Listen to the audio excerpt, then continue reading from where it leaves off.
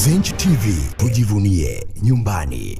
Wachezaji wa klabu ya Simba Jonathan Soa pamoja na Alassane Kante wamefungiwa michezo 5 na kutozwa faini ya shilingi milioni 1 kwa kila mmoja kwa kufanya vitendo visivyokuwa vya kiungwana katika michezo kwenye mchezo ambao klabu ya Simba ilipokea kichapo cha magoli 2-0 dhidi ya klabu ya Azam FC katika dimba la Benjamin Mkapa. Adhabu hiyo imetolewa na kamati ya uendeshaji na usimamizi wa ligi ya bodi ya ligi kuu Tanzania bara TPLB, ambapo mshambuliaji Soa ameadhibiwa kwa kosa la kumpiga kiwiko kiungo wa Azam FC Himidi Mao, na huko kiungo Alassane Kante akiadhibiwa kwa kosa la kumpiga teke kwa makusudi kiungo Faisal Salum. Katika hatua nyingine ni kwamba kamati ya uendeshaji na usimamizi wa ligi TPLB imemfungia kiungo wa Singida Black Star Khalid Aucho michezo 5 pamoja na faini ya shilingi milioni 1 kwa kosa la kumpiga na kumsukuma mchezaji wa TRA United Adam wakati wa mechi kati ya timu hizo mbili iliyomalizika kwa Singida Black Star ikiondoka na ushindi wa bao 3-1.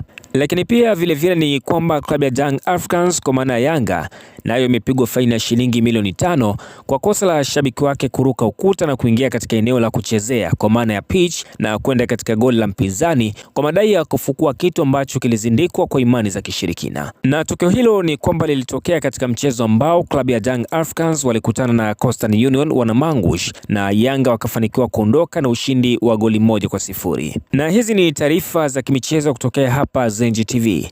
Na kama hii ni mara yako ya kwanza kabisa kuitembelea Zenj TV, tunakusihi sana uweze kusubscribe, kulike pamoja na kucomment kwa ajili ya kuendelea kujipatia taarifa mbalimbali kila siku na kila wakati.